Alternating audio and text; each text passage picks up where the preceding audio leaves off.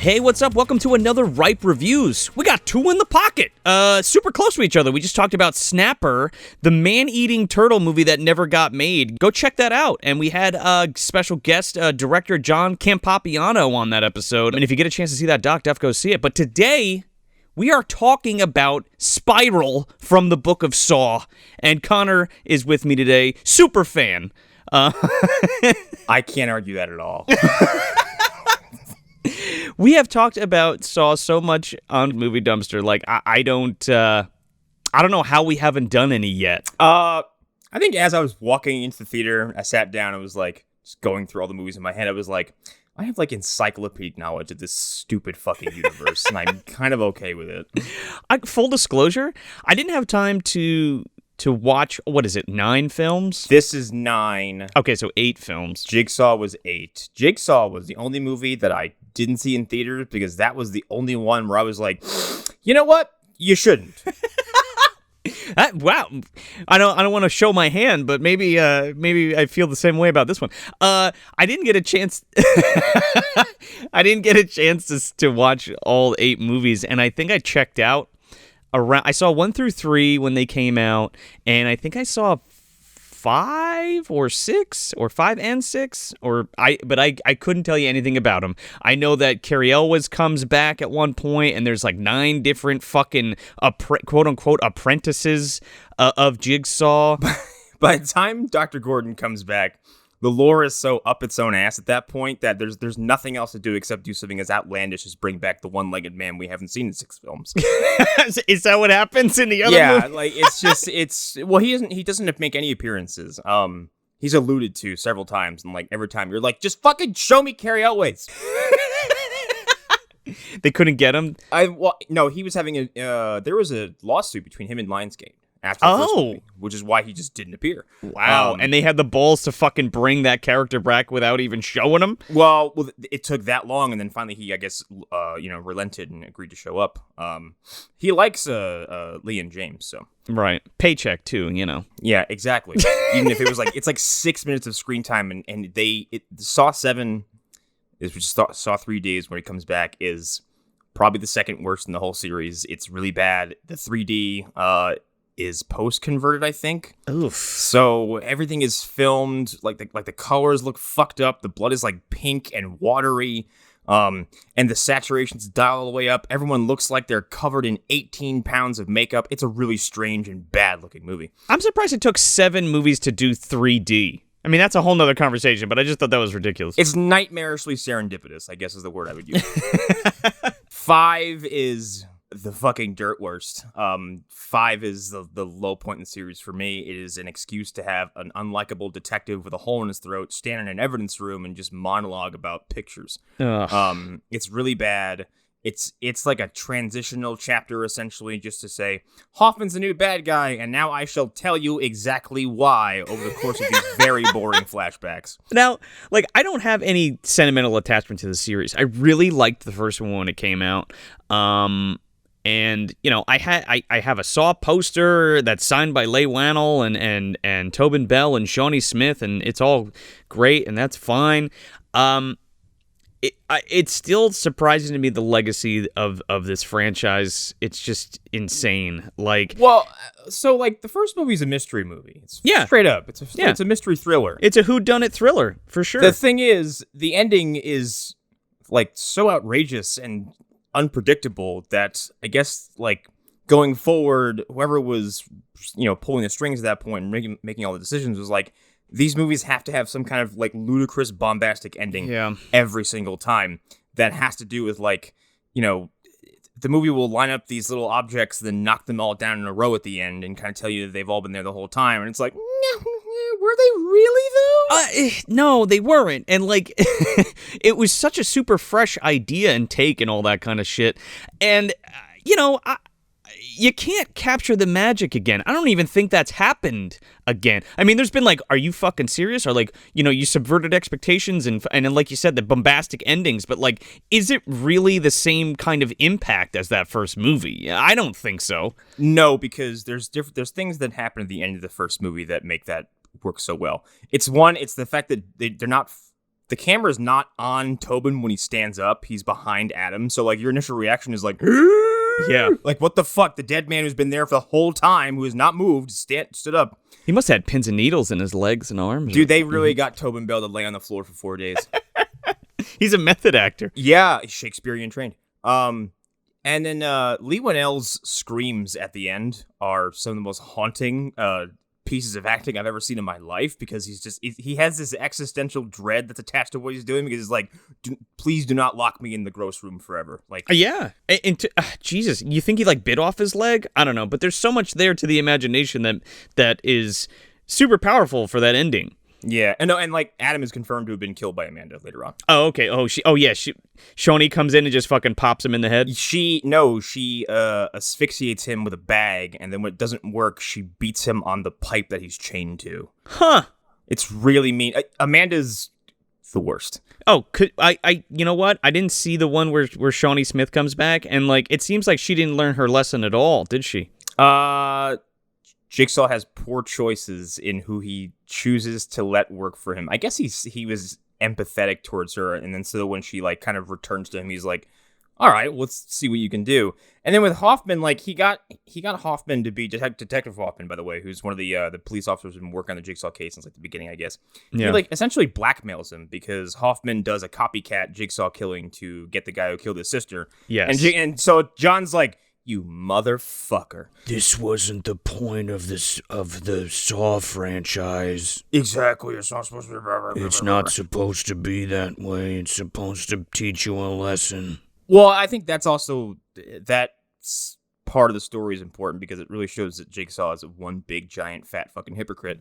Well, Likes to preach about the sanctity of life and how he wants people to cherish things, he wants people to survive, but he consistently puts people in situations where, like, even if they walk out, you have ruined their life forever. Oh yeah, they'll never be the same ever again. Yeah, and so he's intentionally or not built himself up as this like messianic figure who's there to, you know, save the individual, when the reality is like he's just it's sadism, and he's not to be worshipped. No, not at all, because his harrowing experience spit him out on the other end as a you know, having a new appreciation for life and all that kind of shit, and then trying to help people via that path. You know, it's not for everybody. You know what I mean? Yeah.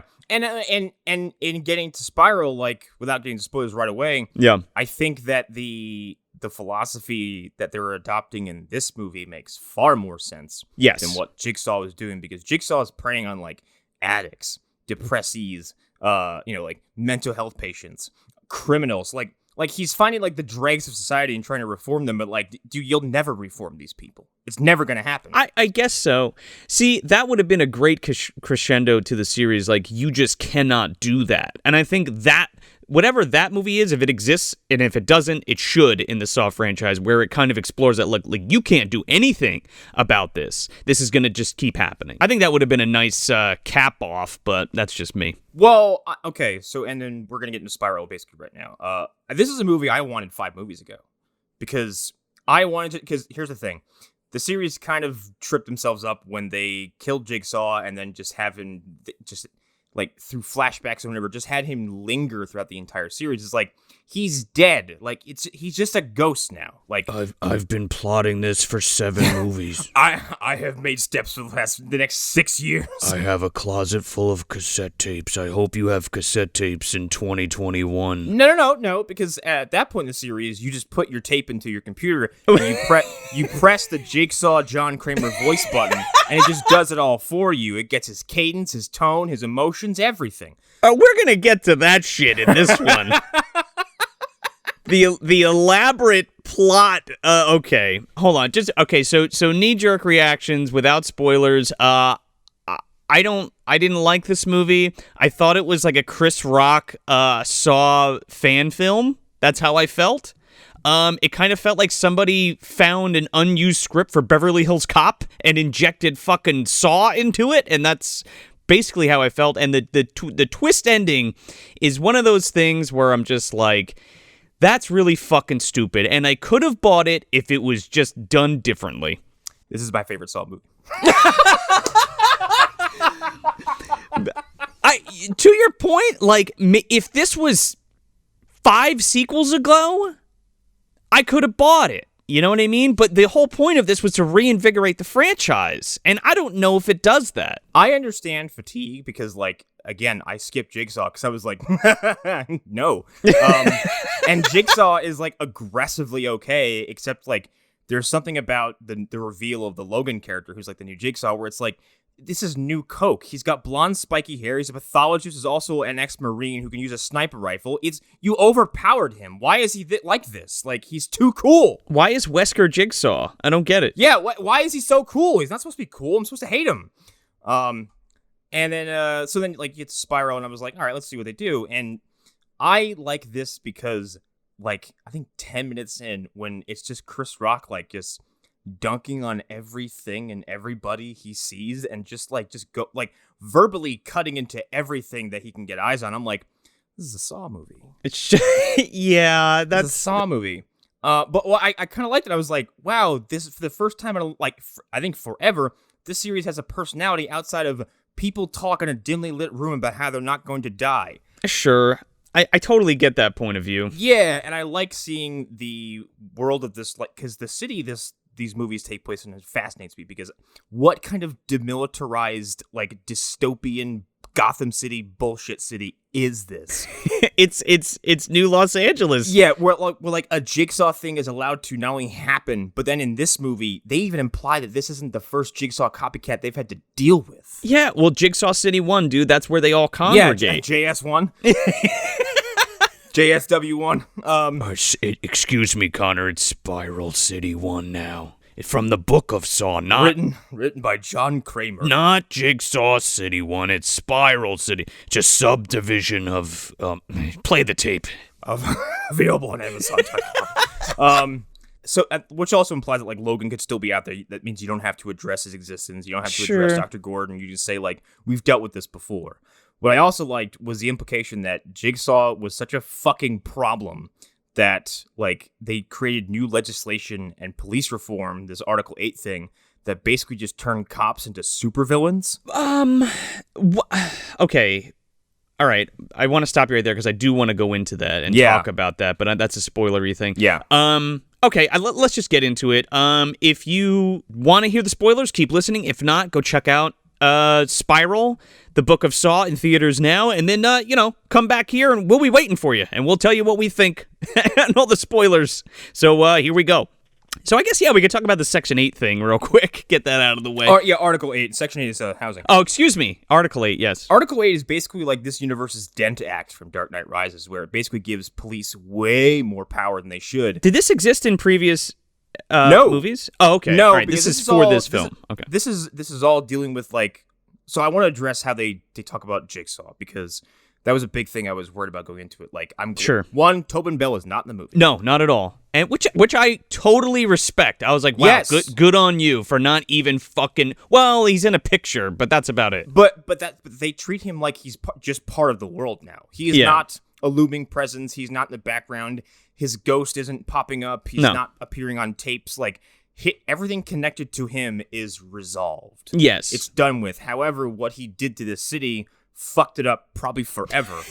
Again, it just made a bunch of other jigsaws. It's so ridiculous. Sorry, go ahead. He made a bunch of Jigsaw Muppet. It's like I said, it's like Gotham City. Like, Yeah. a man dresses a bat and someone's like, cool, I shall put on tanks of cryogenic bullshit and steal diamonds. But okay, I understand why they chose it again for this film and the familiarity of it, but like, why are we adorning the same fucking pig mask? Well, now it ties right to the I understand. I get it. It's a slur against police. Sure, and that's yeah. the big thing of this movie. Again, this is spoilers, so the big plot is that people are killing policemen and policewomen who are kind of the bad apples of the precinct and teaching them lessons and why cops need to not be pieces of shit, which is a great message for sure. These are also the worst apples. These Yeah, are the my worst goodness. cops I've ever seen. And they deserve everything they get, so everyone is satisfying. So I not to spoil my final thought, but it's like, okay, well, I don't care. I mean, I'm happy that these people are getting what they deserve. You know what I mean? Yeah, I also want to take a minute now to address the tongue trap. Fuck off! Oh my yeah, God. that was great. That was a great sequence. I really liked it. I liked it too, but holy shit, I was in a ball in my seat in the theater because I'm like, this is fucking harrowing. All of the trap stuff in this is great. The effects are really good. I mean, that's always been the shining star of the series, but it's not too egregious in this film. It's simple stuff, and it's cool. I mean, simple in terms of like, you know, it's not a super complicated trap per se. Who built it is another fucking story, but yeah. The end of like by the time we got Saw 3D, like the devices that were being presented, I'm like, nobody affiliated could have built this. Right. Not Hoffman, not Amanda, not John when he was healthy. Nobody. This is sci-fi poppycock. Like Yeah. like I think about the 6th movie or 7th movie, like one of them was like, there's a key on a string in your throat. The string has razors on it. Also, you're surrounded by a device that measures the decibels in this room, and every time you talk above a certain level, spikes will advance towards your fuck off. Just for sidebar. By this time we've posted it on our social media, but definitely check out. I did a parody video for either Saw 6 or Saw 7. I think it was Saw 6 or even Saw 5. Jesus, it was that long ago. It's a parody video. Go check it out on our social medias. It's basically Jigsaw, but he just plays board games with his victim. I remember seeing this. Do you remember that? Yeah. Yeah. Anyway, go check it out. It's pretty funny. But yeah, super convoluted, complex traps. Yes, and these are like the tongue trap is just it's a clamp. That's all it is. It's a clamp at a TV, and he's suspended over subway tracks.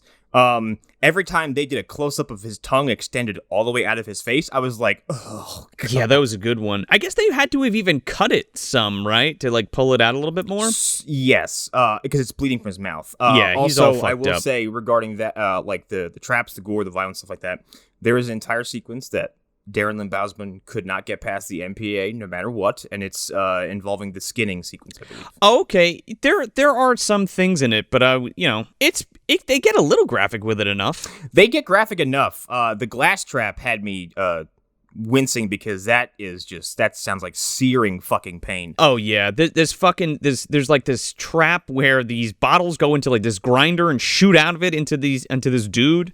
And again, I just want to keep this brief. I don't want to like do a whole review of the movie, but like, or deep dive into the movie, but like all the traps, these people can't get out of. All right? There's just not enough time. Yeah. Also with the Boswick, the first guy who gets the tongue trap. Yeah. He very realistically could have used his body weight to escape the subway car.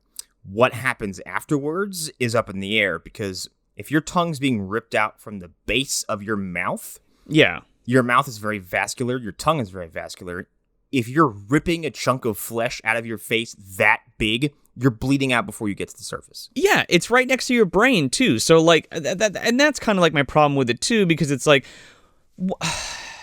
you're coming up with these elaborate traps to kill cops and teach Chris Rock a lesson ?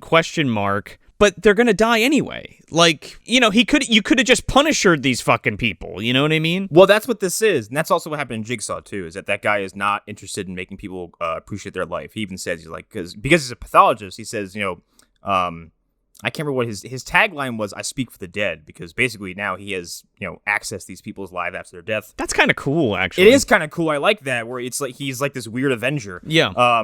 And in this one, the reveal. I mean, at this point, we're in full spoiler territory. Yeah, let's just fucking do it. So there's a new character. There's a character introduced at the beginning named Detective Schenk, and he's introduced as Chris Rock's partner. He's very nice, very straight laced. He's like just an Italian boy. Yeah. Turns out he is the son of someone shot during the like really horrible police behavior during like the height of Article 8. Now we're talking about poor Italian folks in what, Brooklyn, I guess? Is that where we are? This is a New York-esque kind of city. Yeah. Let me tell you something. They basically shoot Vito Corleone's dad, and Vito Corleone becomes fucking Jigsaw. And it's the dumbest shit, because he's just a poor little Italian kid. And he becomes fucking Jigsaw. Where does he get this knowledge? And he has this fucking vendetta. Can you imagine if Godfather 1 ended with this like that montage during the baptism of a series of just like guillotines and pendulums? That's exactly what I was thinking, dude. I was Someone's like, you thrown ahead gotta. of a mob family to a pit of syringes. I was like, you gotta be fucking kidding me. Vito Corleone sends his regards. Yeah, basically, that's what this movie is, because it's like, how does he come up with all these fucking traps for these guys and this big elaborate plan? And he's like, oh, Chris Rock's like, but you had a different name. And he's like, yeah, I changed it. Do you know how hard it was to change my name and get into the police force and become your partner? I'm like, this is the long game, and you do not have the resources to do this. You just don't. I'm sorry. You don't. Here's the thing, and I understand that because it's Saw, and like Saw is driven by absurdities that you're not supposed to sit there and question. But come on, dude. Which is like a reality I've like come to accept. It's like there's no way like there's things in like the like 2, 3, 4, 5, and 6, like I guess series wide that like they're just patently ridiculous and don't make any sense. There's plot holes to be found all over the place. I understand that it's there, and yeah, it's problematic, but I just don't give a shit at this point because it's Saw 9. But again, we're trying to reinvigorate the series. We're trying to bring it back. Why else are we doing this fucking movie? But I think they also did a good job at breathing new life into this, because this is we haven't really talked about how much of a different movie this is, because it is. Yeah. When the traps aren't happening, you get a lot of time with just people like there's a lot of character moments, and I really like Chris Rock in this movie because he's going from cool and confident to like just seething under the surface. It's also just fun to have a protagonist in these movies who isn't just exhausted, covered in grease, blood, shit, mud, whatever. Also someone who's more durable and who's seen a lot more. So it's like you have a protagonist who is like who can essentially he gets into a fist fight with a new Jigsaw at the end. Like that's interesting. Yeah, no, it is interesting, and like I don't know. For me, he ranges from like decent to really bad. I mean, it's very hard for me to separate him from his comedy and like take him seriously, because like he's almost like goofy when he's being super serious. Well, it's Chris Rock, so you have to look past that. Like I know it's hard, man, especially when his eyes are bulging out of his head, and I'm like, okay, I'm gonna burst into laughter. Yeah, and you see his big old cheeks that usually have a big old grin attached to him. Like, also, I want to point out that all the flashbacks are some of the worst shit I've ever seen. Yeah, because they're like, Sam Jackson, you're younger now. Here's your mustache, and that is all they fucking did. Yeah, no. I mean, at least they didn't like try to de-age him or any bullshit like that. Let's not do CGI in these movies. I don't think that. Yeah, no. Please don't do that. Sometimes the acting comes off as bizarre. Yes, and it's very like and sometimes it's quite good. Sam Jackson is just Sam Jacksoning the whole time. Oh, he's great. He's always good. He's great. I think he's actually fantastic toward the ending. I also can't believe that ending happened to Sam Jackson of all people. Yeah. Well, there's like a part where like Jigsaw Killer like grabs him from behind and he has a gun in his hand, and instead of like, now this is a hardened cop, like a crooked hardened cop. You're telling me that he wouldn't fucking just point to the left of him and shoot this fucking guy in the chest? I don't know what's on that rag he puts in people's faces. Who knows? They never explain it. I imagine it's like ether or something, so as soon as that goes over your face, 1, you can't see, and 2, you're like, no, sure. It's movie magic. It's like, ether puts you to sleep in 9 seconds as opposed to like 10 minutes. Fine, I'll suspend my disbelief for that. What I won't suspend my disbelief for is the fact that, this, again, little Italian boy comes up with this elaborate fucking plan to be like, remember when you were there when that cop shot that guy and you ratted on him and you're a good cop and that guy was a bad cop? Well, I spent the last 20 fucking years of my life going through all this bullshit and this elaborate Jigsaw ripoff to, I don't know what, become your partner so that I can be some kind of pseudo fucking Dexter where you show me who the bad cops are and I fucking hurt them so they're not bad anymore. Like, no, his idea, and he even says it. He says like, so the whole spiral thing. He basically thinks that Jigsaw had a point, but he doesn't think that applying his philosophies to the individual is all that effective. He says you could take this and apply it to a system and get results. And honestly, I can't disagree with that statement on paper, because if you were to take a man like Bosley, the guy in the tongue trap, and say, you lie under oath repeatedly, you've gotten people killed, you are guilty of this crime, if you were to send his tongue to a police department, I'm sure the next person who considered lying under oath would be like, And I concur. No, Yeah. I 100% agree, and it works in that respect. Look, the movie, okay, so that's the part that I really don't like about this movie is who it is and how it happens, but I'm kind of into it. Like I like where they go with it. And again, like it's just too many fucking sequels too late for me personally. I'm sure somebody's going to like this movie a lot. And I know Connor did, but like it should have been somebody else at the end of this movie because I kind of like what they're doing with you know, going after the cops or whatever, the crooked cops rather, and kind of cleaning that up. Oh, one point to the what is it? Article 8? yeah. One thing to that. Now, you said that it's purely for this movie, and it's like, but it existed within the Jigsaw universe, or the Saw universe, so I don't know if that was mandated, per se, for, you know, going after, like, Jigsaw copycats and shit like that. It was just for, like, pieces of shit, like crime in general, to clean up the streets, or whatever. Well, Sam Jackson even says, he's like, we had civilians dying at a high rate, and we had to do something. Yeah. And it's all kind of alluded to. No one ever comes out and says in the wake of, but again, like Jigsaw's talked about 4 times this movie, and every time he's mentioned, someone goes like, yeah, old business, who cares? Yeah, who and gives then when a someone shit, says Jigsaw killer, Jigsaw copycat, everyone's reaction, which is one of my favorite things about it, everyone's reaction is like, oh fuck, another one. Yeah. So yeah, I can see Article 8 being like this thing to respond to an escalation in, like, you know, ridiculous focused acts of violence on people. Also, like, and think about in that city, like, how many dumbasses tried to become a Jigsaw overnight. Like, No, all of them. It seems like everybody did, right? Like, another one.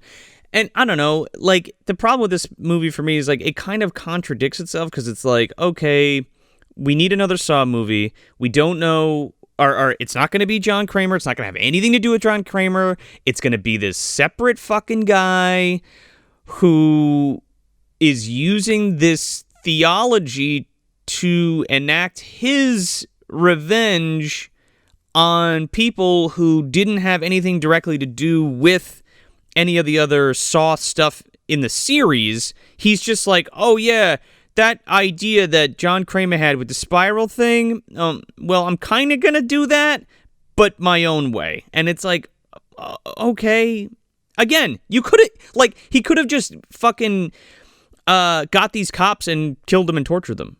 You know what I mean? I get it. He's doing it so that the whole police force knows and that it discourages other people. I don't know. It doesn't work for me, though. For me, it's like, what is the psychological effect of that many of those kinds of death have on the civilian? It's okay. So in the Midwest, I can't remember what state it was, there is a guy named Ken Rex McElroy who was shot in broad daylight by lots of people in his truck, and then everyone went home and nobody said a fucking word.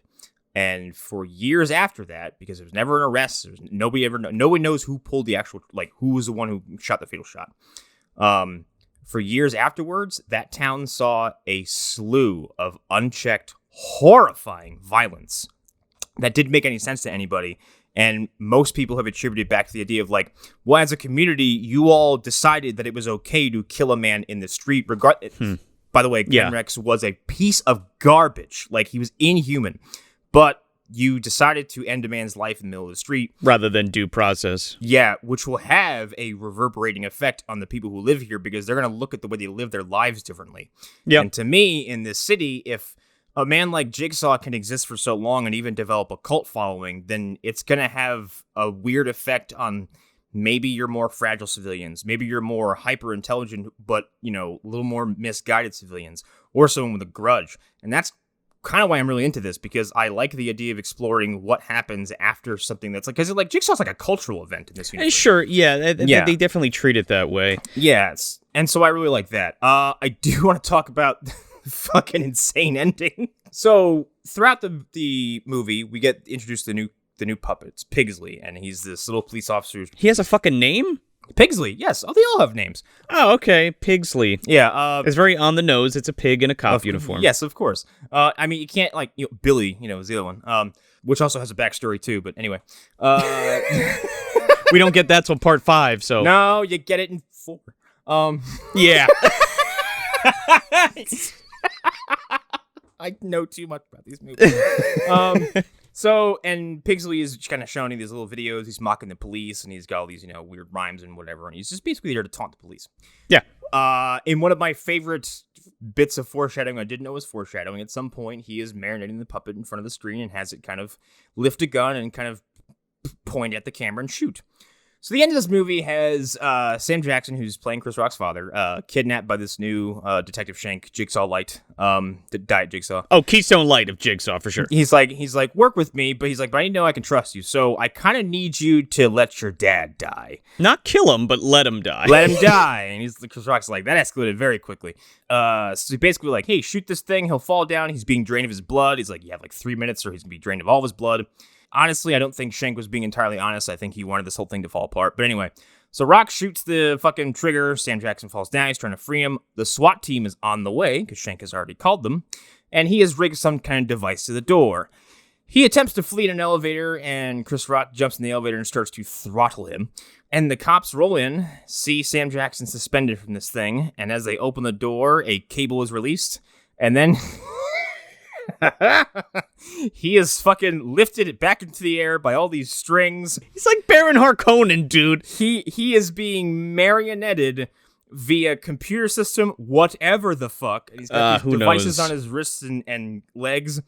And then because it's dark, you can't really see who it is. And by the way, Sam Jackson's character is a former chief of police. He's kind of the one who's responsible for Article 8. He's also a piece of garbage. He is kind of dangling there, and the SWAT team is like, what the fuck, what the fuck, what the fuck? Chris Rock drops down, throws his hands up, saying don't shoot, and then... this is comical. I'm sorry. It's comical, but then what happens afterwards is so deathly serious that I have It is.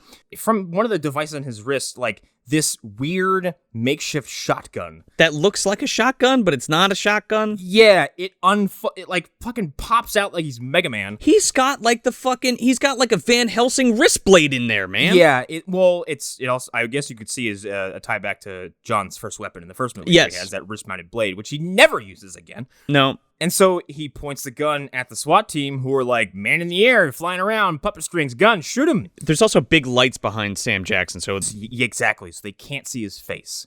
And this movie ends in 2021 with a black man being murdered by a hail of gunfire. And I was like, fucking hell, dude. Like, yeah. Okay, so as far as the social commentary goes of this film, I think it's done pretty well. I think it is too, because it is commenting on like police reform and how like every law that you put into effect to try to make the police more accountable or more safe, a really bad police officer is going to find a way to fuck that up for everybody. Sure. And we've also, and it's also doing with the idea of like, Black Lives Matter and everything in the past few years. No, absolutely. So to that end, to have it end on that fucking note for the Saw series, it's dark as fuck. dark as fucking relevant for the first time. Well, no, the second time, because Saw 6 actually had a lot to say about like health insurance coverage and stuff like that. I did love Shank getting away and Rock knowing that it was him, because if they're gonna go anywhere with the series, like for the first time ever, I think you have a villain who has been identified right away. So I do like that. But yeah, it ends with Sam Jackson being murdered by the SWAT team, with the classic Hello Zeb theme playing over it. God, I love that music, because every time I hear it, I'm going to see something stupid. And I love it. It's more like slow and orchestrated, though, isn't it? Yeah. It's like a remix. Oh, it always levels up, like the movie after it appears. Totally. We didn't talk about the voice. Okay, the voice makes the most sense to me out of, there's only been 2 voices, but if you are aiming for anonymity, you would use something to modulate your voice to drown out your cadences, the way you drag out vowels, words you might emphasize, and anything else. And this voice is completely computer generated. Agreed. It sounds like what's her face from Fargo. Oh, you betcha, yeah. Oh, there's a cop in the thing there, Detective. Hey, what will you choose, live or die? Live or die? I don't know. I don't know. You make up your mind. You betcha, yeah. Make up your mind. Make up there. your mind already. Do it. It's not as scary, but it works if you're a cop and you're like, I don't want people to know who the fuck I am. No, totally, and it makes you think, like, is it one of the women, or, you know? Yeah, and with Jigsaw, he's like, here's my John Kramer voice that's just been dropped a couple, tones lower. Yeah. But I'm still talking in a very identifiable manner. If someone were to hear me talk in public, they'd be like, fucking Jigsaw, oh my god. It just sounds like this, except I dropped an octave. I'm not Jigsaw, what are you talking about? And then this one sounds like, hey, coppers come and get you, you'll never figure it out, it's skin deep or whatever, okay. I also like the fact it's just a static shot of the pig costume. Like, there's no theatrics. It's not like... No. He doesn't have a fucking key grip or a first unit director who's moving the fucking camera around for him in his fucking warehouse of death. This is true, yes. So, I mean... You kind of swayed me a little bit. My knee-jerk reaction was like, I was having a hard time pushing Chris Rock's comedy shit out of my head. I was having a hard time pushing the rest of, this legacy of fucking movies out of my head to kind of sit and enjoy this. And I had a decent time. Like, I don't think I'll ever watch this again, but, like, I wouldn't say that I hated it. I don't know. I think it's a little too late. I think it is topical, and I think it is poignant, but it's also kind of whatever for me. Yeah, and it is very much like, how did it take you this long to get here? Like, you had multiple chances to do this, and you didn't. Instead, you went with, like, my problem with Jigsaw is that it fucks up the timeline that's already fucked up even more, because it implies that John had a game going before the first movie set on, it takes the game he chose to do, like as a proto game or prototype, was staged on his ex-wife's pig farm. You're telling me in a decade no one went there and looked around? Like, yeah. Well, they're all very bad policemen in the Saw universe. They're very bad police. But yeah, no, I liked it. It does have flaws and blemishes left and right. Sure, of course. But it's a Saw movie, so I kind of like, when I go in, I'm like, those are going to be there, and I just either live with them or they're so bad that, I can't get over them, like Saw 5 or Saw 7. I just really don't like Saw 7. But as far as like a third swing at this, I think it's pretty good, and I kind of hope to see more of them. It's weird to have like this in Mortal Kombat, like, kind of come out and be like, I liked it, but please do better next time. Yeah, but see, that's what bothers me. Like, I liked it, but do better next time, and it's like, well, why didn't we just do better the first time? Yeah, it's. I feel like that's kind of a theme running across entertainment right now. It's like, hey, we'll give you a game. It'll be fucking broken, and we'll spend 2 years fixing it. Well, why didn't you just give it to me fixed? Like, what's that? I think they rely too heavily on the fucking input of everyone, because everybody has a voice now. So, it really affects actors and directors and companies and all that kind of shit, and it fucks with the entertainment itself. You know what I mean? Yeah. Not in a negative way per se. In this, where the social commentaries are fine, the gore is fine or whatever, but like the way that this plays out, I don't think Chris Rock was a great choice for this, in my opinion. But It's an okay way to kill a couple hours. If you haven't seen fucking Saw if you don't remember the Saw series, check it out for sure, because it's way more easier to digest, because it kind of goes back to basics a little bit. It's very by the numbers in terms of like figuring it out who it is and what's going on. That's not necessarily a bad thing, but it's just okay with me. I mean, it's fine. It is like it's like a cop drama that someone like interrupted and said, "It's a Saw movie now." Like, yes, somebody took an unused Beverly Hills Cop script and dropped fucking John Kramer in there, and this is what you get. Yeah, and a dash of Godfather. Godfather 2. There you go. It would be just the fucking best. It's just like Vito Corleone sends his brigade, and just like syringes full of acid drop from the ceiling and just like slam it in his side. Yeah, I mean, check it out. Why not? I mean, wait.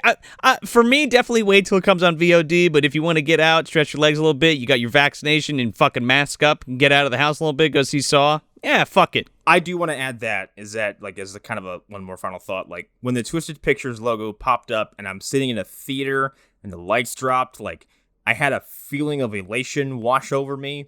And sure. I think if I watched this at home, I wouldn't have been quite as positive about it. I think so. Yeah, but like by the end of it, like, because what was happening was so ridiculous, and I was in a theater watching this for the first time, I'm in the theater for the first time in 2 years, I couldn't feel my face. I was like, this is awesome. Oh yeah, well you had the extra. I think that might have been it too, dude, because you had that extra fucking like I'm in a movie theater kind of thing. I'm in a movie theater watching Sam Jackson get puppeteer. And maybe if this was my first foray back into the theater seat, maybe I would have liked it better too. But coming off of King Kong versus Godzilla. Or Godzilla vs. King Kong. I mean, it's a different movie entirely, but I see where you're coming from for sure. Yeah, you're also a huge fan of the series, so that it also makes sense. Unashamedly so. Yeah. I love this series and how just up it's not even like a snake eat its own tail. Like the snake has eaten its own tail and has somehow found a way to be inside out. Like it's ridiculous and over the top and really doesn't make any sense anymore, but I really love them, and I kind of like that this one decided to take such a weird but kind of interesting. I think it's the most interesting movie in the series, I think, by a long stretch. Judging from what I remember, especially in the later sequels, and then from what you've just said over the course of this review, like, it's a pretty fresh take, and I do think that it works. So I don't want to sit here and shit on it, because it does have its merits for sure. It's just not for me. So, and that's fine. And that's totally fine. And that's just my opinion. That's not your opinion. Go see the fucking movie. Make your own goddamn judgment. Yeah, go see it. Don't use my opinion as a fucking measuring stick. Go use your eyeballs. Hell no. You got somebody who's just like, whatever, and then you have somebody who's like, I loved it. So that's the best part about these about us talking about movies but you need to go make your own opinion. Don't ever forget that. We're just here to kind of give you the deets and let you make your own call. You know, what we're saying is not fucking gospel. Joe, I don't see movies unless Rotten Tomatoes tells me it's okay. We just like to talk about them, you know? So, but yeah, hope you enjoyed this Ripe review. Go check out Spiral from the Book of Saw in theaters now. And yeah, judge it for yourself. We'll catch you on the next one.